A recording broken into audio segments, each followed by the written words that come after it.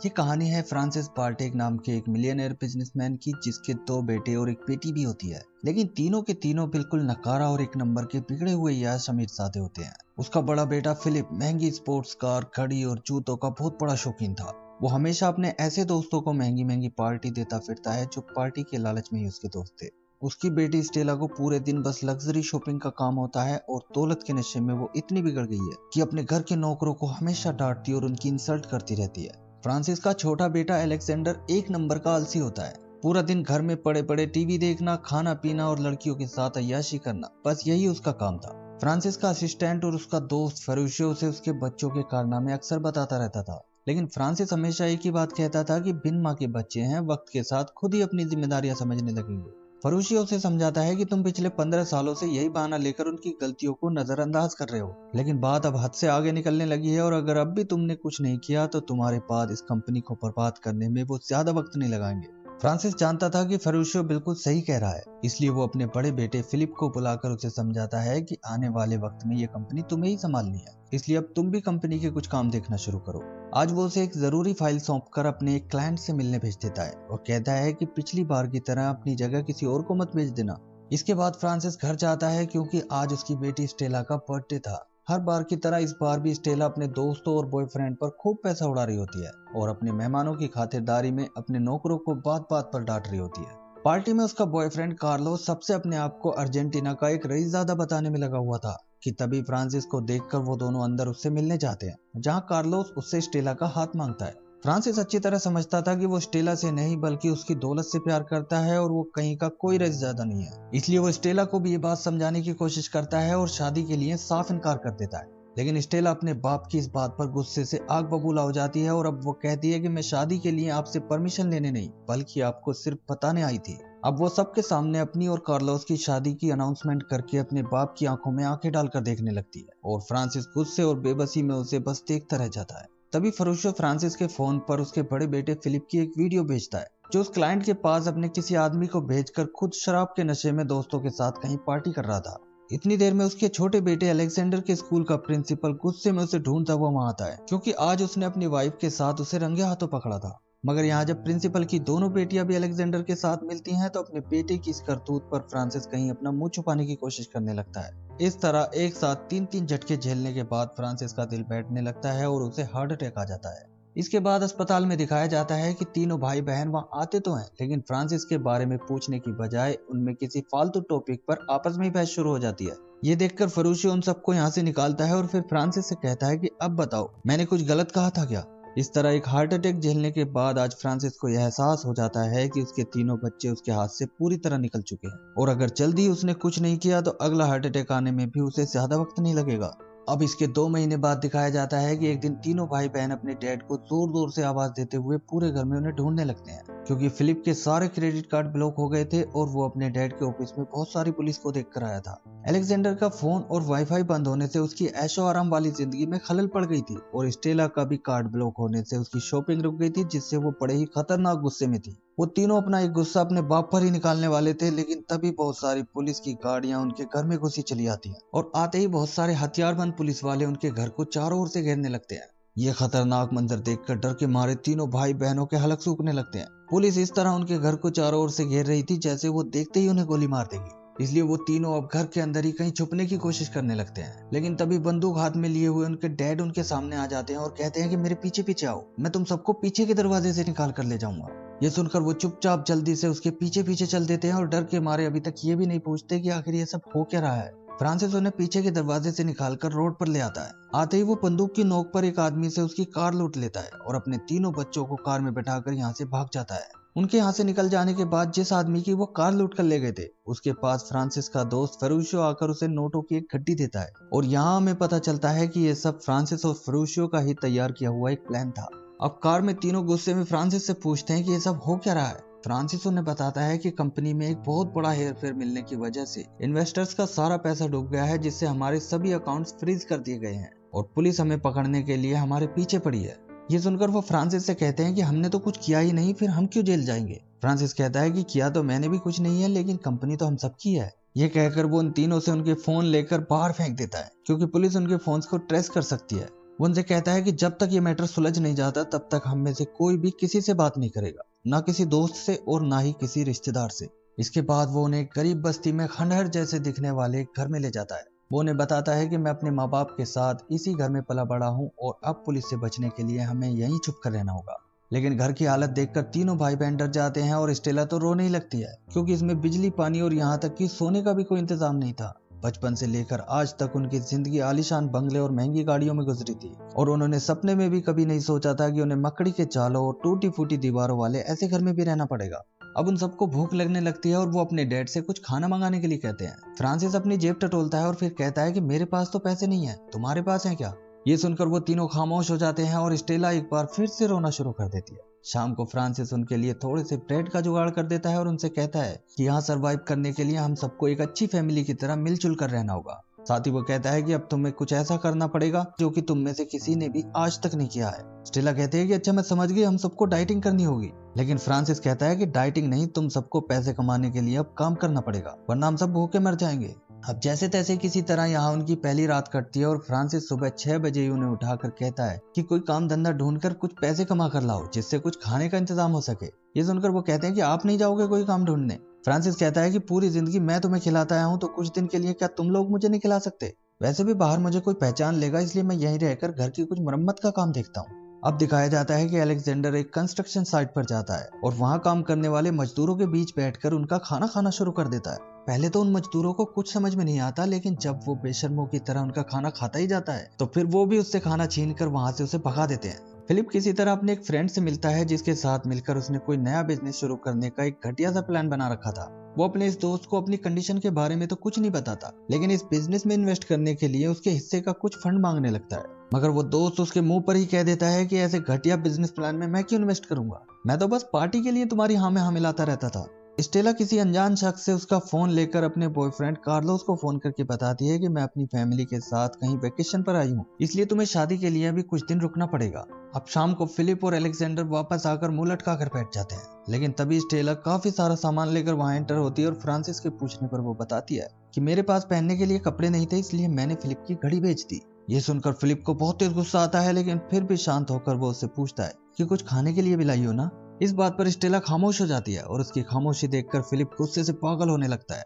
गुस्से में वो उसके लाए हुए कपड़ों पर सॉस डालकर उन्हें चबाने लगता है कि तभी फ्रांसिस की नौकरानी अपने बेटे मथायस के साथ वहां आ जाती है, क्योंकि स्टेला ने फोन करके उन्हें अपनी कंडीशन बता दी थी। यहाँ आकर वो उन्हें कुछ खाना और कपड़ों के साथ साथ फ्रांसिस को कुछ पैसे भी देने लगती है, लेकिन फ्रांसिस उससे पैसे नहीं लेता और कह देता है कि बाहर किसी को भी हमारे बारे में कुछ मत बताना। जाने से पहले मथायस स्टेला से कहता है कि तुम चाहो तो जिस रेस्टोरेंट में मैं काम करता हूँ वहां तुम्हें भी काम दिलवा दूंगा। अगले दिन स्टेला उस रेस्टोरेंट जाकर मथायस से मिलती है। मथायस उसे काम दिलवा देता है और उसकी ड्यूटी होती है कस्टमर्स को खाना सर्व करना, झूठे बर्तन धोना और ड्यूटी के बाद फर्श पर पोंछा लगाना। दूसरी ओर फिलिप भी किसी नौकरी के लिए एक एजेंसी में जाता है। उसे लगता था कि नौकरी तो यूं मिल जाएगी, इसलिए वो सीधा सीनियर मैनेजर की जॉब के लिए अप्लाई कर देता है, लेकिन बिना किसी क्वालिफिकेशन और एक्सपीरियंस के आज उसे अपनी असली औकात पता लग जाती है और आखिर में वो एक रिक्शे से सवारी ढोने का काम पकड़ लेता है। इस तरह फिलिप बड़ी मेहनत से पूरे दिन रिक्शा चलाता रहता है, लेकिन कभी उसकी सवारी दूसरा रिक्शे वाला ले जाता है तो कभी रिक्शा आगे की बजाय पीछे की ओर भागने लगता है।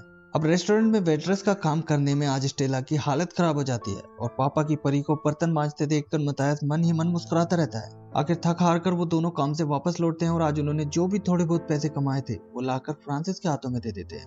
लेकिन जब वो देखते हैं कि आलसी अलेक्जेंडर सुबह से यहीं पड़ा सो रहा है तो उन्हें बहुत तेज गुस्सा आता है। अब डिनर के दौरान वो उसे खाना भी नहीं देते और कह देते हैं कि पैसे नहीं तो खाना भी नहीं। ये सुनकर अलेक्जेंडर कहता है कि पैसे के लालचियों तुमसे यही उम्मीद थी, लेकिन तुम देखना कि मैं बिना पैसा कमाए ही तुमसे अच्छा खाकर दिखाऊंगा। वो कहता है कि ये प्रकृति हमारी माँ है, इसके खजाने हमेशा हमारे लिए खुले रहते हैं। अब मैं जंगल में जाऊंगा और पेड़ों से ताजे और मीठे मीठे फल तोड़ कर खाऊंगा, लेकिन तुम्हें उनमें से कुछ नहीं दूंगा। अगले दिन वो जंगल की ओर निकल जाता है, लेकिन शाम को उल्टियां करता हुआ वापस लौटता है, क्योंकि ताजे मीठे फल समझकर उसने जंगली झाड़ियों के जहरीले फल खा लिए थे। इसके बाद अगले दिन भी वो कहीं काम पर नहीं जाता और भूख के मारे उसकी हालत पतली होने लगती है, इसलिए वो अपने डैड से कहता है कि चलो कहीं से मछली पकड़ कर लाते हैं। इस पर फ्रांसिस अब उससे कहता है कि घर की मरम्मत में मेरी हेल्प करो, तुम्हें भी तुम्हारे हिस्से का खाना मिल जाएगा। और इस तरह आखिरकार उसे अपने डैड के साथ काम में लगना ही पड़ता है। दूसरी ओर रेस्टोरेंट में स्टेला का आज अपने जैसे ही कस्टमर से पाला पड़ जाता है जो जरा सी बात पर उसे डांटने लगता है, लेकिन स्टेला को यह बात बिल्कुल बर्दाश्त नहीं होती। वो गुस्से में उस कस्टमर को ही सुनाकर किचन के अंदर चली जाती है और बड़बड़ाने लगती है कि उसने मुझे अपनी गुलाम समझ रखा है क्या। ये सुनकर मथायस उससे कहता है कि अपने नौकरों से तुम भी तो ऐसा ही बर्ताव करती थी, इसलिए अब तुम्हें इस बात का बुरा क्यों लग रहा है। वो कहता है कि बिना पैसे के राजकुमारी बनकर नहीं जिया जा सकता, इसलिए हालात का सामना करना सीखो, तुम्हें पैसे की बहुत सख्त जरूरत है। वो कहता है कि हम जैसे लोगों के लिए कस्टमर ही हमेशा सही होता है, चाहे वो अच्छा हो या बुरा। उसकी ये बातें सुनकर स्टेला बिल्कुल चुप रह जाती है और उसका गुस्सा बेबसी के आंसुओं में बदल जाता है। वो चुपचाप खाना उठाकर उस कस्टमर को देने चल देती है, लेकिन मथायस अब उसे रोककर उस बदतमीज कस्टमर के खाने में एक स्पेशल तड़का लगवाता है, जिससे स्टेला हैरान रह जाती है क्योंकि उसके नौकर शायद उसके साथ भी ऐसा ही करते होंगे। अब वो बिना किसी कंप्लेंट के चुपचाप काम करने लगती है। फिलिप को भी अब रिक्शा चलाने की आदत होने लगती है और अलेक्जेंडर भी घर की मरम्मत में अपने डैड की अच्छी तरह हेल्प करने लगता है। एक दिन रात को डिनर के दौरान बातों बातों में फिलिप के मुंह से कोई ऐसी बात निकल जाती है जिससे पता चलता है कि स्टेला को कई साल पहले एक ऐसी बीमारी हो गई थी जिससे उसे खाना खाते ही तुरंत उल्टी हो जाती थी, और इस बीमारी से एक साल में उसका 10 किलो वजन भी कम हो गया था। ये सुनकर फ्रांसिस चौंक जाता है और कहता है कि तुमने ये बात आज तक मुझे क्यों नहीं बताई।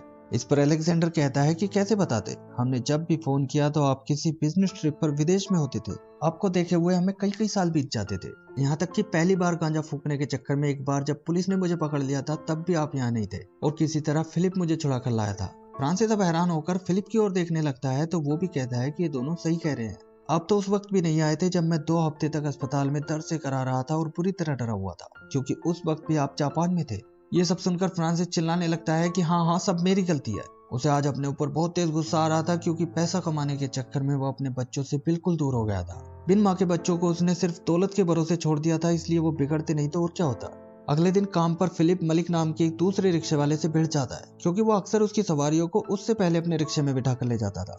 लेकिन फिलिप के पैरों में जूतों का एक रेयर मॉडल देखकर मलिक उससे बहुत इंप्रेस हो जाता है। उन दोनों को ही जूतों के कलेक्शन का शौक था, इसलिए अब वो दोनों बहुत अच्छे दोस्त बन जाते हैं। घर पर आज अलेक्जेंडर पाइपलाइन और पानी गर्म करने का सिस्टम चालू कर देता है, क्योंकि अपने स्कूल के प्रिंसिपल के साथ प्रैंक करने के चक्कर में वो पूरे 1 महीने तक प्लम्बिंग सिखाने वाले ट्यूटोरियल्स देखता रहता था। फ्रांसिस ये देखकर आज उससे बहुत इंप्रेस हो जाता है, क्योंकि वो इतना भी नकारा नहीं था जितना वो उसे समझता था।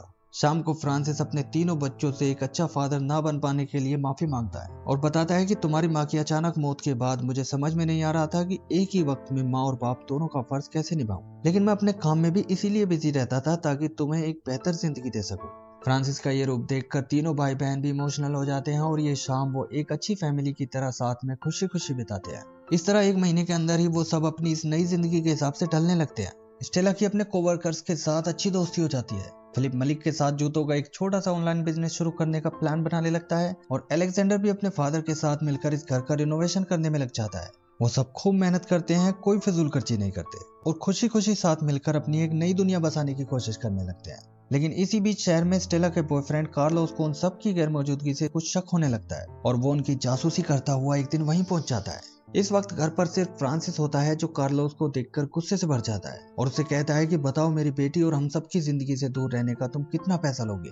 कार्लोस एक शैतानी हंसी हंसते हुए उसका ये ऑफर ठुकरा देता है कि तभी तीनों भाई बहन भी घर आ जाते हैं। कार्लोस उनसे कहता है कि अब तुम सबको जरा सी भी टेंशन लेने की जरूरत नहीं है, मैंने अर्जेंटीना में अपनी सारी प्रॉपर्टी बेचकर इन्वेस्टर्स का सारा पैसा चुका दिया है, इसलिए अब तुम सब आराम से अपने घर जा सकते हो। उसकी ये बात सुनकर तीनों अपने फादर फ्रांसिस का मुंह देखने लगते हैं, तो उसे भी कहना ही पड़ता है कि कार्लोस सही कह रहा है, जिस पर वो सब खुशी से उछल पड़ते हैं। इस तरह वो सब शहर वापस लौट आते हैं, जहाँ स्टेला को छोड़कर जाने से पहले कार्लोस उसे कहता है कि कल हम दोनों शादी कर लेंगे। स्टेला भी उसकी हाँ में हाँ मिला देती है, लेकिन शादी को लेकर वो पहले की तरह एक्साइटेड नजर नहीं आ रही थी। फ्रांसिस को भी सबसे ज्यादा स्टेला की ही चिंता सताई जा रही थी, क्योंकि वो नहीं जानती थी कि कार्लोस एक फ्रॉड है, लेकिन वो उसे कैसे समझाए, क्योंकि कार्लोस के इस नाटक के बाद तो वो और भी ज्यादा उस पर यकीन करने लगी होगी, और अगर वो कार्लोस की पोल खोलने के लिए सच बताता है तो उसके बच्चे उसे कभी माफ नहीं करेंगे। लेकिन आखिर ये उसकी बेटी की जिंदगी का सवाल था, इसलिए अगले दिन जब उसकी नौकरानी और दोस्त फरोशी उसे हिम्मत देते हैं तो वो सबसे पहले स्टेला को अपने नाटक और कार्लोस की सच्चाई बताने के लिए फोन करता है। लेकिन अब तक कार्लोस स्टेला को मैरिज रजिस्ट्रार के ऑफिस की ओर लेकर निकल गया था। स्टेला उससे कह भी रही होती है कि इतनी हड़बड़ी क्या है शादी करने की, जिस पर वो कहता है कि आज रजिस्टर करने के बाद फिर धूमधाम से शादी करेंगे। इसी बीच जब फ्रांसिस की कॉल आती है तो स्टेला के हाथ से लेकर जल्दी से कार्लोस ही फोन उठा लेता है। स्टेला को शक ना हो इसलिए वो फ्रांसिस को ये भी बता देता है कि वो दोनों मैरिज रजिस्ट्रार के ऑफिस में शादी करने आए हैं, लेकिन वो स्टेला को ये पता नहीं लगने देता कि दूसरी ओर से उसके फादर पूरी तरह चिल्ला रहे थे।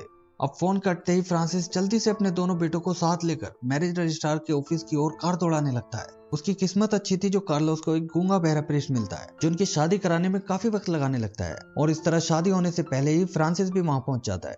आते ही वो स्टेला और अपने दोनों बेटों के सामने बता देता है कि कार्लोस एक फ्रॉड है, उसने हमारी मदद के लिए कोई प्रॉपर्टी नहीं बेची है, हमारे ऊपर कभी कोई मुसीबत नहीं आई थी और ये सारा नाटक मैंने ही किया था। ये बात सुनते ही स्टेला कार्लोस के मुंह पर एक तमाचा चढ़कर उसे वहां से भगा देती है। लेकिन अब तीनों भाई बहन पूछते हैं कि आपने ऐसा क्यों किया था। फ्रांसिस अब बताता है कि बेशुमार दौलत ने तुम्हें इतना बिगाड़ दिया था कि मेरे पास जल्दी ही तुम्हारे हाथों में कटोरा आ जाता। ये बात सुनकर तीनों भाई बहनों को बहुत बुरा लगता है और वो फ्रांसिस से कहते हैं कि अच्छा तो आप हमें इतना बेवकूफ और नकारा समझते थे। अब वो कहते हैं कि भूल जाओ तुम्हारी कोई औलाद भी थी, और तीनों उसे छोड़कर वहां से चले जाते हैं। इस तरह 9 महीने बीत जाते हैं और फ्रांसिस अपने बच्चों के बगैर घर में अकेला रहता है। तीनों भाई बहन फ्रांसिस के उसी पुराने घर में रहते हैं और हर महीने उसे घर का किराया भी भेजते रहते हैं, लेकिन वो उससे कभी मिलने नहीं आते और ना ही फ्रांसिस की कभी उनसे मिलने जाने की हिम्मत होती है। वो हर वक्त बस उदास और चुपचाप रहता है। लेकिन आज स्टेला का जन्मदिन होता है, इसलिए फ्रांसिस का दोस्त फरूशियो उसे उनके पास लेकर चल देता है। दूसरी ओर इन 9 महीनों में तीनों भाई बहन अपने पैरों पर खड़े हो चुके हैं। फिलिप अपने दोस्त मलिक के साथ मिलकर जूतों का एक छोटा सा ऑनलाइन बिजनेस चला रहा है, जबकि स्टेला मथायस के साथ मिलकर अपना खुद का एक रेस्टोरेंट खोलने की तैयारी कर रही है। और तो और अलेक्जेंडर को भी अब हाउस रेनोवेशन के काम मिलने शुरू हो गए हैं। हालांकि उनकी जिंदगी पहले जैसी अमीरों वाली नहीं थी, लेकिन फिर भी वो खुश थे और पूरी लगन के साथ अपने काम को आगे बढ़ाने में लगे हुए थे। अब जैसे ही फ्रांसिस वहां आता है तो उसे देखते ही वहां एक सन्नाटा सा छा जाता है। तीनों भाई बहनों के चेहरे जो खुशी से खिले हुए थे, फ्रांसिस को देखते ही वो एकदम से उतर जाते हैं। ये सब देखकर फ्रांसिस स्टेला को बस उसका बर्थडे विश करता है और फिर वहां से जाने लगता है, लेकिन फिर भी वो मुड़कर उनसे सॉरी कहता है क्योंकि उसने उनसे झूठ बोला और उनका दिल दुखाया। वो हमेशा काम में बिजी रहा और उनके साथ कभी प्यार के 2 पल नहीं बिताए। वो अपने बच्चों को सबक सिखाने चला था, लेकिन आखिर में उसे खुद ही एक सबक मिल गया था। अपने बच्चों की एक खामोशी देखकर वो वहां से जाने लगता है, लेकिन तभी वो तीनों पीछे से आवाज देकर उसे रोक लेते हैं। ये देखकर फ्रांसिस की खुशी का ठिकाना नहीं रहता और अब वो सब साथ मिलकर स्टेला का बर्थडे सेलिब्रेट करते हैं। फ्रांसिस अपने तीनों बच्चों को गले लगाता है और इसी के साथ ये मूवी एंड हो जाती है। दोस्तों वीडियो अच्छी लगी हो तो इसे लाइक, शेयर और चैनल को सब्सक्राइब करना ना भूलें।